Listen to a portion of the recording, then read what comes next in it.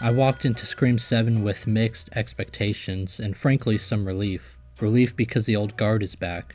Not just Neve Campbell as Sidney Prescott and the return of familiar faces, but Kevin Williamson in the director's chair.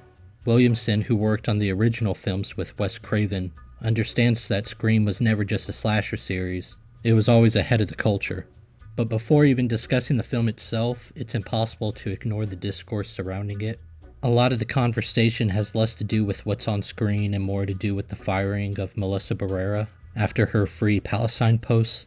There are people calling this not just the worst Scream movie, but one of the worst films ever made. Because none of you should go see this thing!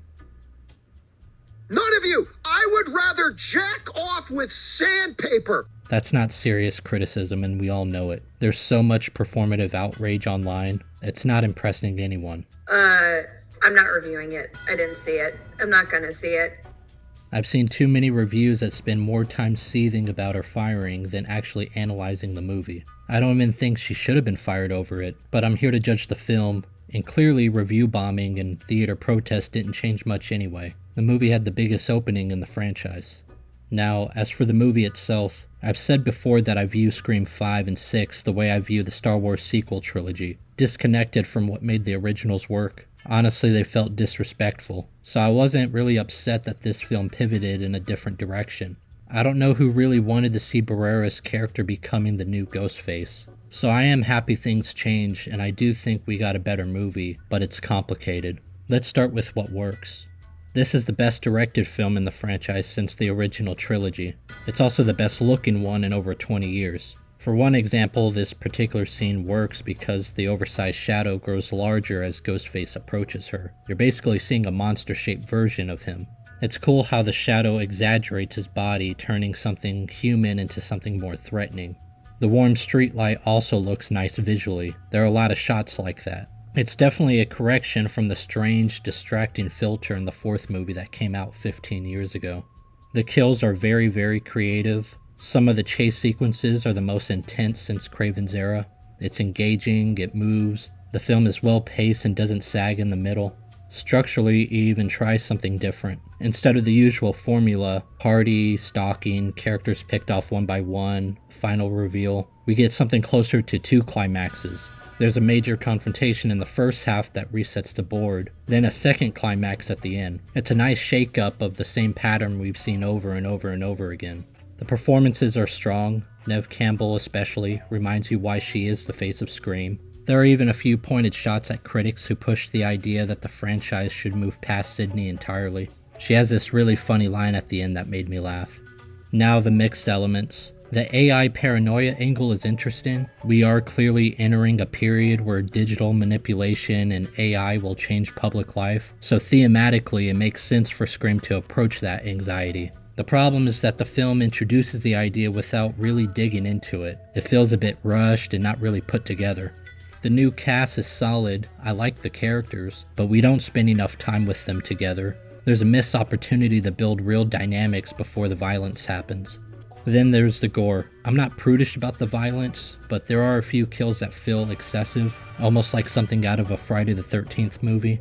Scream 4 had a darker tone, but it balanced that darkness with comedy. This film is almost humorless, or at least the comedy didn't work for me. So without that tonal counterweight, the brutal stuff feels just a lot heavier than it needs to be.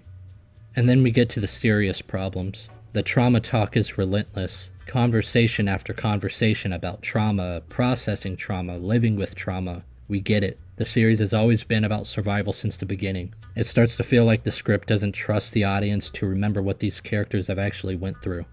Finally, we get to the reveal. It's bad, possibly the worst in the franchise. It's between this and 6, but this one might take it.